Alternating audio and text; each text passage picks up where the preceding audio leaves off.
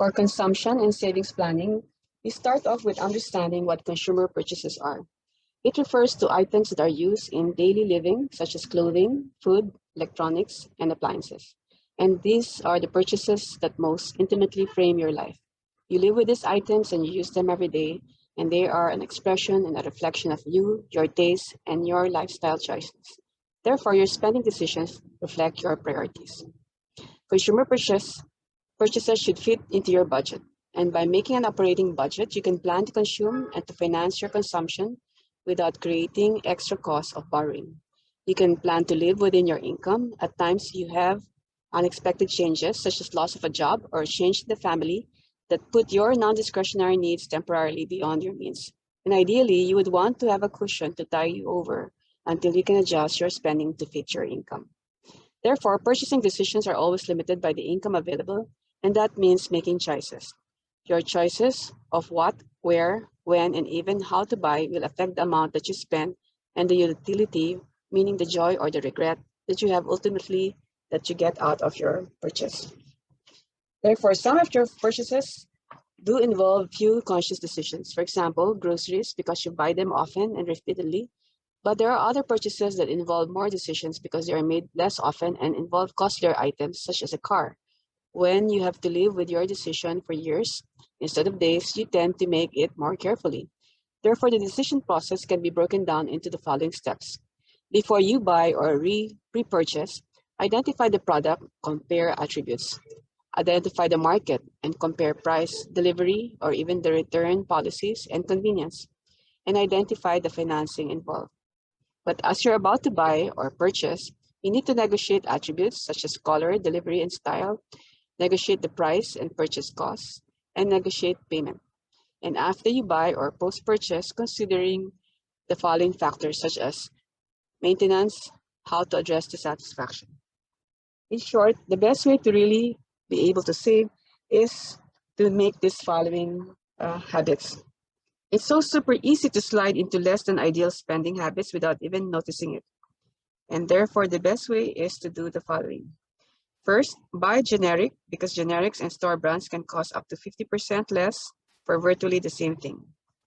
Secondly, use native ATMs. And if your bank doesn't have the convenient ATM, which stands for automatic teller machines, open another account in another bank that does. Third, save to buy stock instead. It's still a bit of a gamble with a better chance of winning. 4, avoid the temptation of how low price apps and look for free alternatives. Also be mindful of in-app purchases and limit those expenses. 5, start shopping with a reliable accountability buddy or swap shopping with another impulsive buddy and strictly follow each other's list. And 6, pay as you go so that you know exactly what you're spending. In other words, the focus really is if you don't have the cash, do not spend.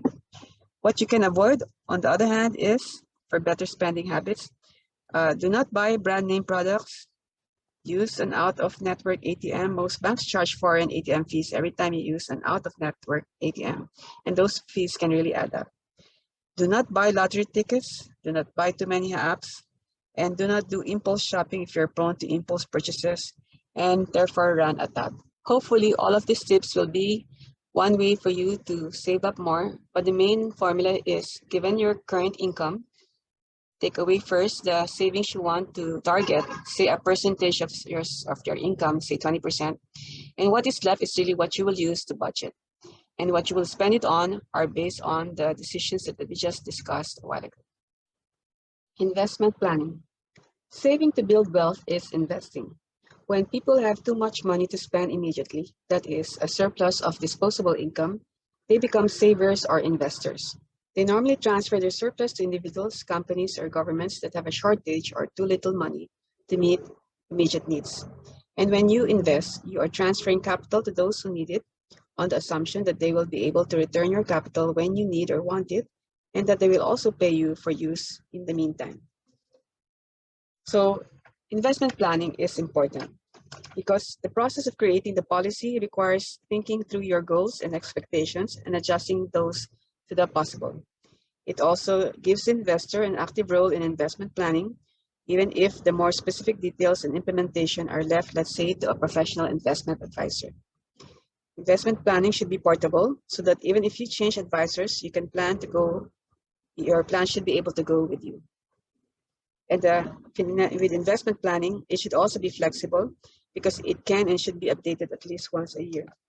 Take note also of the return on objectives, and these are defined by the investor's goals, time horizon, and value of the asset base.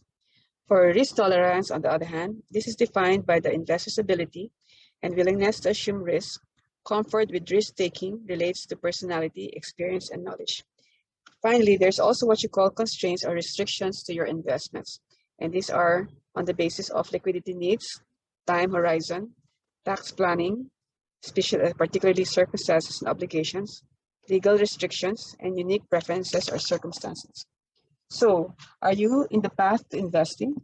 While investing may seem like a daunting process, but the sooner you start, the easier it will be to build a big enough nest egg to make life easier in the future. Since investing always includes some risk, it's important to have a solid financial foundation before you begin. And let's go through this now. First, do you have a steady income? Two, do you have money left over after meeting your financial obligations? Three, have you considered the effect of upcoming personal changes such as marriage, children, or divorce before investing? Four, have you built up your savings, including a 3 to 6 months emergency fund, before establishing an investment capital fund? Five, did you do your homework before investing in anything? Six, do you know your risk tolerance? Seven, have you set a realistic expectation for investment returns? Eight, have you developed a diversified investment plan? And if your answer to all of these 8 questions are yes, therefore you are ready to invest. Retirement planning. It is an essential part of financial planning. An increase in average life expectancy increases the need for retirement planning. Planning for retirement not only ensures an additional source of income, but also helps in dealing with medical emergencies, fulfill life aspirations, and be financially independent. But why is retirement planning important? Retirement planning requires a combination of financial and personal planning. Personal planning determines one's satisfaction during their retirement. On the other hand, financial planning helps in budgeting income and expenses based on a personal plan. The following are reasons why retirement planning is essential. One, cannot work forever. Two, the average life expectancy is increasing. Three, complications such as medical emergencies are now higher. Four, best time to fulfill life aspirations. Five, relying on one source of income is risky, such as pension. 6, do not depend on children. 7, contribute to the family even during retirement. And 8, start planning early and diversify investments. Therefore, to lead a peaceful and uncompromised life during retirement, it is essential to start planning and investing towards it. How now do we plan for your retirement? One has to start planning for retirement right from the time you start earning. Starting a retirement fund at early stages of life will help accumulate sufficient funds. But investing towards retirement in the early stages of life, when financial investments or even responsibilities are minimal, will certainly help reduce the burden of investing for it later. For one thing, you need to determine your investment horizon. And to do this, you need to decide on the age at which you want to retire. Then calculate the number of years left that you have now until retirement. Secondly, estimate the expenses. You need to understand that the current expenses are currently priced now, but sometime into the future, it will be inflated. So to determine what are the everyday expenses the investor has to pay regularly. Have a contingency fund for retirement. Have a contingency fund also for medical expenses, as this is a must during retirement. Third, decide on the asset mix. You need to decide on the asset classes to invest in. And asset classes can mean a combination of stocks, bonds, mutual funds, real estate, commodities, and the likes. For one thing, the assets that you'll be investing in should give you inflation-beating returns. And inflation here refers to a significant threat to the returns of any investment. Number 4, start investing early. Investing in the early stages of life not only helps in creating a huge fund, but it also reduces the financial burden of investing a large lump sum amount in creating a retirement fund should you start later. By investing at an early age, one is buying more time for their investments, therefore increasing the effect of compounding on investments.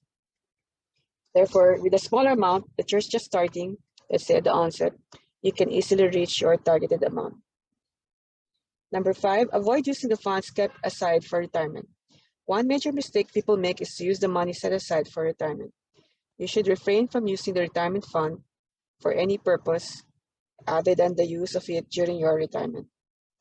You should be able to plan out therefore your life goals and allocate some amount towards it every month.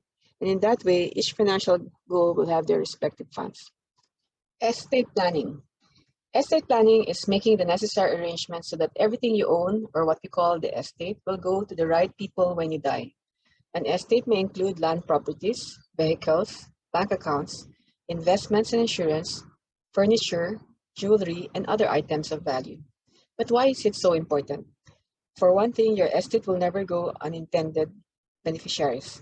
That means naming your beneficiary will ensure that they will be the only ones who will enjoy what you leave behind. Secondly, you want to ensure that your family's way of life. And estate planning through investments and insurance provides a financial buffer so that your family can contribute and continue living as intended. Third, you minimize taxes for beneficiaries, and therefore by law, your beneficiaries must pay a considerable amount in taxes before they can receive their inheritance. And through estate planning, this cost can be minimized significantly. Fourth, you eliminate family disputes.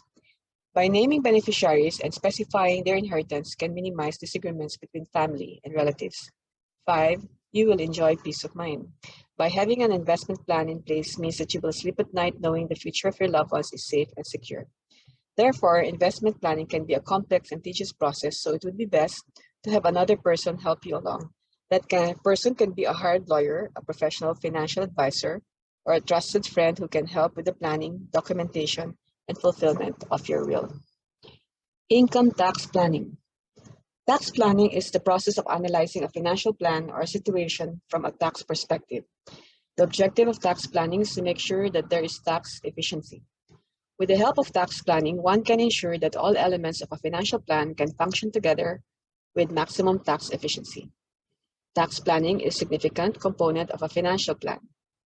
In reducing tax liability and increasing the ability to make contributions towards retirement plans, this makes it critical for you to succeed. Tax planning therefore comprises various considerations. These are size, timing of income, timing of purchases, and planning, which are all concerned with other kinds of expenditures. Also, the chosen investment and various retirement plan should go hand in hand with the tax filing status, as well as the deductions in order to create the best possible outcome. Therefore, in understanding tax planning, it is seen as an important role in the financial growth story of every individual, as tax payments are compulsory for all individuals who fall under a certain income tax bracket. With tax planning, one will be able to streamline his or her tax payments such that he or she will receive considerable returns over a specific period of time involving minimum risk. Also, effective tax planning will help in reducing a person's tax liability. So therefore, tax planning can be classified as 1, permissive tax planning. This falls under the framework of the law. 2, purposive tax planning. This has to do with a specific objective. And 3, long-range or short-range tax planning, which are executed at the beginning and towards at the end of the fiscal period. Therefore, tax planning is a process of analyzing finances from a tax angle with the aim to ensure maximum tax efficiency. And number 2, concerning tax planning, it should include the timing of income, timing of purchases, planning for expenditures, and size. And number 3, tax planning is vital for small as well as large businesses, since it will be helpful for achieving business-related goals of the individual. The different phases of life impact importance of the various components of financial planning. At different phases, different financial planning areas increase or decrease in importance. And that's what we saw when we just discussed career planning, consumption and savings planning, debt planning, insurance planning, investment planning, retirement planning, estate planning, and income tax planning. Therefore, the overall planning approach should be now as follows. Step 1, we need to determine concrete goals. First, state your broad goals such as the purchase of a home. Secondly, determine the specific pieces to achieve that goal, such as the cost of the house, the down payment, etc. Step 2, create an action plan. And by action plan, we mean how will you achieve the goals stated in our step 1? How much will you save each month and where will the money be invested? And in the third step, we need to evaluate the performance of our planning. At least annually, evaluate the determining of our concrete goals as well as the creation of our action plan and see if any adjustments should be made into the action plan or goals. And step 4, we need to decide on a future course of action, asking the question of is your goal realistic or should be reevaluated. These 4 steps are important in our planning approach.